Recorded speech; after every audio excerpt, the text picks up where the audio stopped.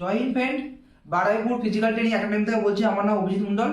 তোমরা জানো আজকেরই একটু আগে অ্যান্সার কি দিল এসএসসি জিডি কিন্তু খুব কুইক কাজ করছে। এসএসসি জিডি আজকে আমরা আলোচনা করবো। এসএসসি জিডি তোমরা প্র্যাকটিস কিভাবে করবে, প্র্যাকটিস কোথায় করবে, কত নাম্বার পেলে তোমরা প্র্যাকটিস শুরু করবে, আজকে আমরা ফুল ভিডিও করতে চলেছি। তোমরা ভিডিওটা পুরো দেখো, ভিডিওটা তোমাদের অনেক হেল্পফুল হবে।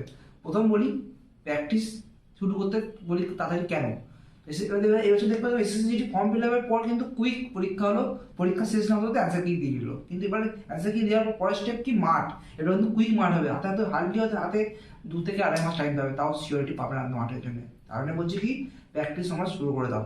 প্র্যাকটিস লেট করলে কিন্তু 5 কিলোমিটার রান খুব চাপে পড়ে যাবে, 5 কিলোমিটার 24 মিনিট রান চাপে পড়ে যাবে। প্র্যাকটিস বলবো তোমরা যদি মনে করো বাড়ি থেকে প্র্যাকটিস করবো, তোমরা এখন লং ওয়ার্কআউট করো, লং রান করো, কন্টিনিউ করো, 40 মিনিট 50 মিনিট কন্টিনিউ রানের উপর জোর দাও, তখন দম বেড়ে যাবে, তখন তোমরা আস্তে স্পিড ওয়ার্কআউট ঢুকে যাবে।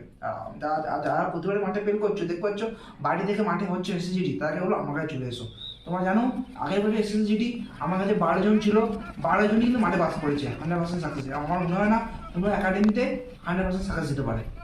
যাই হোক, আমি কেন দিতে পারি, আমি অ্যাথলেট। আমার সত্যি কথা বলতে আমার ইভেন্ট ছিল 5 কিলোমিটার মেন ইভেন্ট ছিল আমার, আর আমার সাইড ইভেন্ট ছিল 1500 মিটার।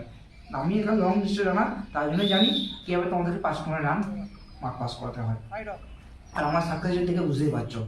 আর কত প্রায় তোমরা মাঠে প্র্যাকটিস করতে যাবে, আমি বলবো 70 নম্বর আছে, চুপচাপ মাঠে গিয়ে প্র্যাকটিস করো।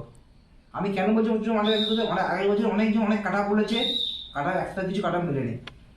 তাহলে বলছি 70 নম্বর যা পেয়েছো মাঠে প্র্যাকটিস করো। আমার কাছে আমার স্টুডেন্ট বলো, আমার চারপাশে যা খবর যা পাচ্ছি, বেশি কিন্তু এরা কিন্তু বেশি কাট আপ যাবে না। কারণ বেশি কারণ আমি সবাইকার নাম্বার শুনছি 80, 90, 100। আমার মানে আমার কাছে লাস্ট আমি দেখলাম 4-5 জনকার 115, 20 হায়েস্ট আমি দেখলাম, 4-5 জনকার দেখলাম। বাকি সবাই কিন্তু নাম্বারটা রয়েছে 110 থেকে 80-র মধ্যে নাম্বারটা রয়েছে। তাই জন্যে তোমরা কী করো, প্র্যাকটিস শুরু করে দাও। তাদের নাম্বারটা একটু কম রয়েছে, বাড়ি প্র্যাকটিস করো, কোনো জায়গায় যাওয়ার দরকার নেই। তাদের নাম্বার 70 আপ রয়েছে, তারা হলো কোনো একটা গাইডলাইন নাও বা কোনো একাডেমি থেকে প্র্যাকটিস শুরু করে দাও। লেট করো না, লেট করলে কিন্তু সুযোগ পাবে না।